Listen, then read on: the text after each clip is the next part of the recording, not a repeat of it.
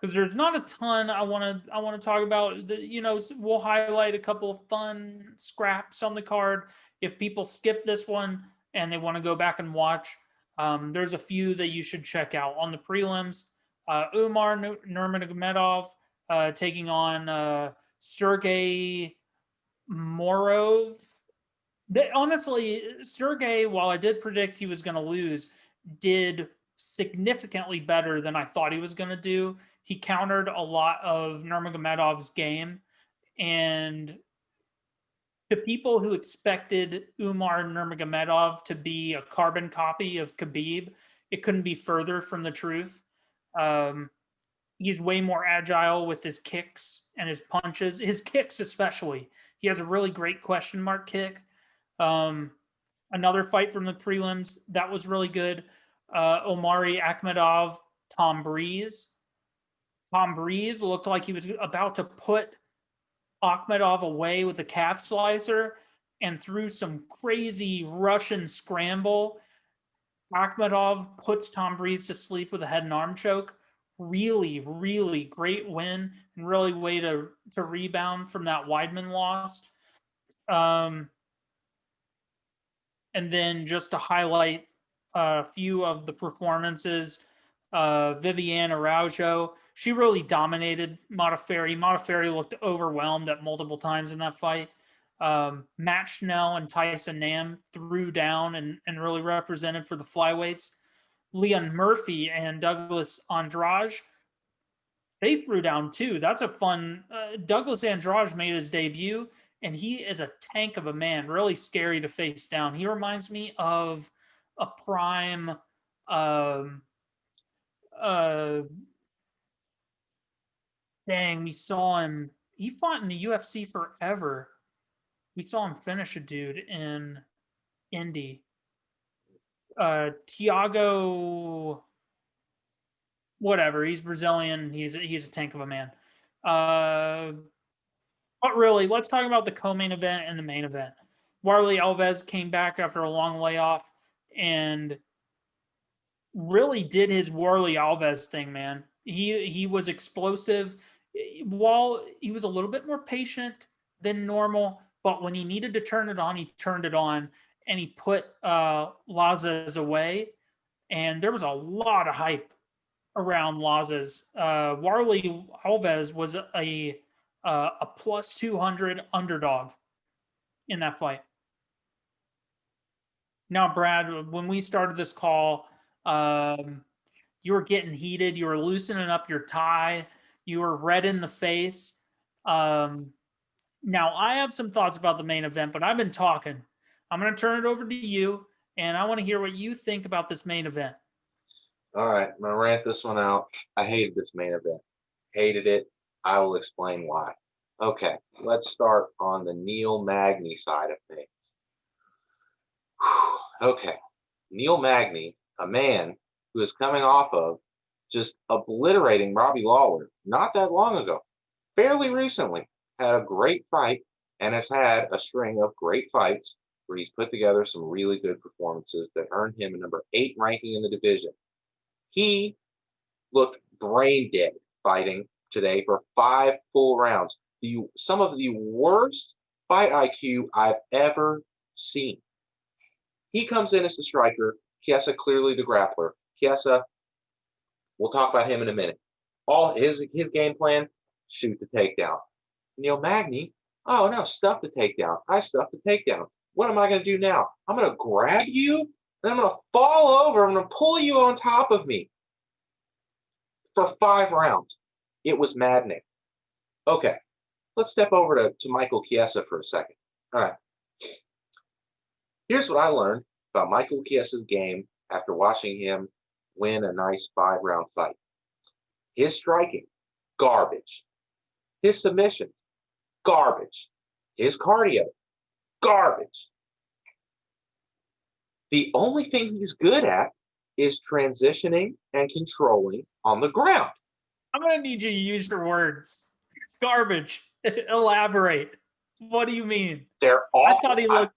I thought he looked not top 10 welterweight on the feet. not top 10 welterweight on the feet at all. He looked amateur. No, he's not. Feet. No, he's not. Ryan Hall's not a top 5. He's not a top 15 featherweight on the feet either. But when he gets you on the floor, he is. That's fine. If Michael Chiesa did something to you on the floor other than just transition and lay on top of you, we could do something. But Neil Magny's laying there brain dead, and Michael Chiesa is just flipping all over him, not doing shit. No. I did not watch the same fight.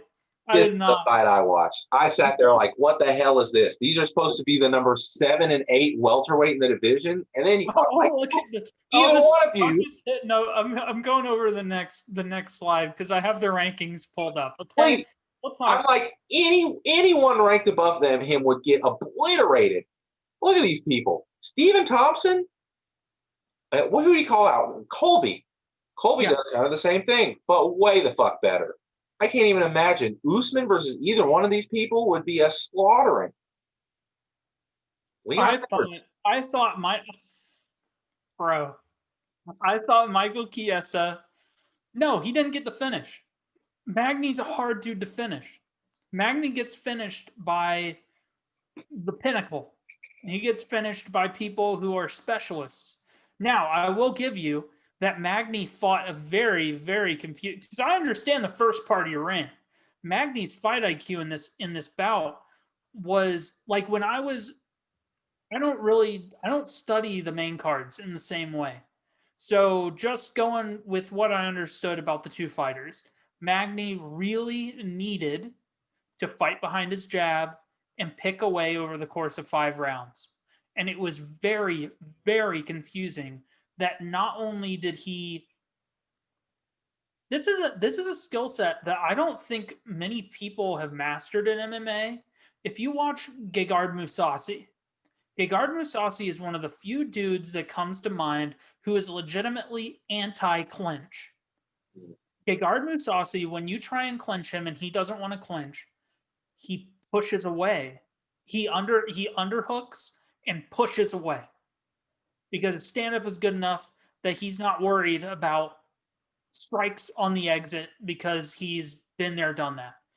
Magny, for some reason, was really weird. He wouldn't. Not only was he not maintaining his jab and maintaining his distance, he was inviting clinches and he was going for takedowns, which, I mean, it's mixed martial arts. And there's something to be said about trying to mix it up to where, you know, your opponent is not, because if Chiesa was 100% certain that like Magny is not going to try and grapple at all, then he would have no respect heading into the grappling exchanges. But for Magny to hit some of the in the 5th round, Magny goes for a back take that was just so ill-advised, man. His route to victory over the last 23 minutes, it was already illustrated. His route to victory is not on the floor. Mm-hmm. Magny had multiple positions that were good for him. And Michael Chiesa scrambled his way out and then scrambled his way on top and then ground Magny out for the rest of whatever round that would happen in. So it was very, very confusing to watch him go into this fight where everyone in every breakdown, including, I'm sure, his coaches, were like, okay, if the fight is vertical, we win. It has to stay standing. It has to be at range because Magny has excellent boxing. He has excellent striking from range, and he has an excellent style when he wants to execute it of picking people apart because Magny's not a power puncher. He was never going to put Chiesa away with strikes, but he could have poked at him for 25 minutes and came away by being the more active striker. That's not what he did. And Chiesa took full advantage. And yeah, while a finish would have been great on Chiesa's side, when you look at the individual exchanges, I was beyond impressed with some of the scrambles that Chiesa managed to come out on top. There were moments where Chiesa would start to get turned over, and through just this awesome body awareness and just position. There was one moment in the fight where he was legit just sitting on Magny. And that, believe it or not, is like that's a pretty hard thing to pull off, really, because the person on bottom, like, it's not a very secure position. But yeah, man, I was honestly, I was impressed because I thought, no, Chiesa is not gonna he's not going to, you know, he's not gonna go compete in glory next weekend, that's for sure. But his stand-up did look better, and in multiple exchanges, it looked better. It didn't look better, but it was more successful than Magny's. And that threat of the takedown will take a subpar striker a long way. And yeah, I was impressed. I was impressed. When I was kind of trying to break this fight down in my head, it was really hard to pick a winner because Magny is an all rounder. Magny is a dude who is durable and has fought in all positions, has won in all positions, and but an all rounder in that he's not uber dominant in any one. So the ability for Chiesa to make him look one dimensional, I was very impressed with. Now, when we look at the top 10, the winner of this fight is staring down the barrel of the top five. And I don't like, I'm tired of Woodley being used as a gatekeeper, but I wouldn't be mad at Chiesa taking on Woodley. Damn, that's depressing. It is depressing, I don't know but why Damian Maya's still there. He can go. He just needs one more retirement fight, so I'm not sure why we're keeping him around number 7. Um, but yeah, no, God, what a depressing ass fight that is. We're already at Woodley versus Michael Chiesa. How boring that fucking fight is going to be. Good Lord. And what a fall from grace. Woodley, you're fighting Michael Chiesa all of a sudden. You were just fighting for belts. Oh man. I mean, like it or not, But it's Chiesa's like, 4-0 and at what one. else do you do with him? What else do you do with him? Because it's like he's got to fight one of those guys. Stephen Thompson should be fighting above him. You got Gilbert fighting for the belt. If Colby fights Jorge, Leon's fighting. I mean, that's all of them. Nobody's available except for Stephen Thompson.